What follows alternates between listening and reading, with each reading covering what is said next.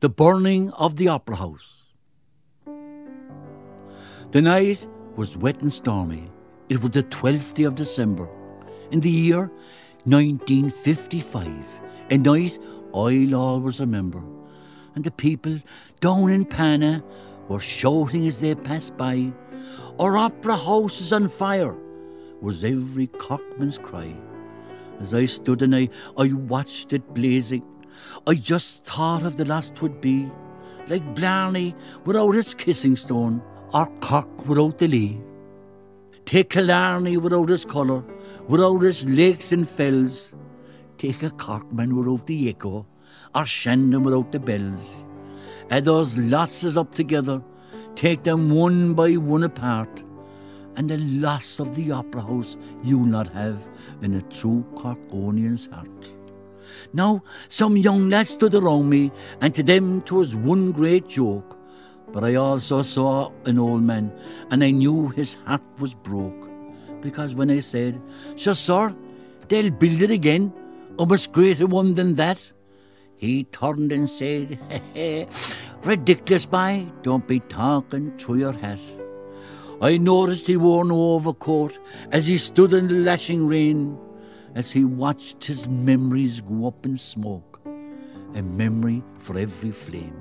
Ah, yes, here was a real old-timer, his cap and his suit of blue, his shirt with only a front stud, a Corkonian through and through.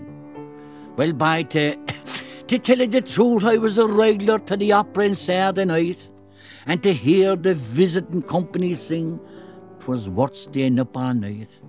And God rest Carol Rosa, and Moody Manners too. But the singers of today, by, they're not fit to wipe their shoes. But I always fancied the Italians.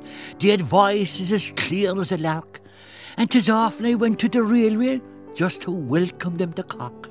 And up to the gods, of course. That's where I used to go. And you'd always hear at half-time all the crowds and they're singing in harmony. Do you know, boy, 'twas bloody fine. I'll never forget that look in his eyes as the tears streamed down his face.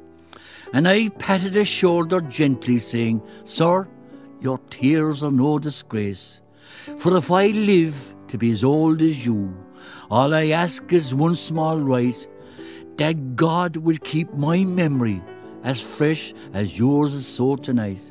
But there's one question I'd like to ask you, sir, before you go away. Would you name some great comedians that you saw in your day?"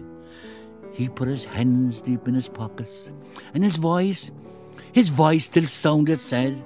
"Well, boy, I'm watching them now for 60 years, and some are good and some are bad. I remember Harry Lauder. He made the people in the gods turn sour. And Danny Hobbs and the Warblers gave me many a happy hour. And then to come up to the present day, Jack Cruz, he was a treat to see. But yeah, I always went on a Monday night to hear Jimmy O'Dea." As we stood and talked for an hour or more, and we wet into the skin, he shook me hand as he went away, and he said, "Well, bye, I hope we meet again, but here, they can build another one up to the sky, and let the walls be of silver and gold, but will never take the place in my heart like the Opera House of old."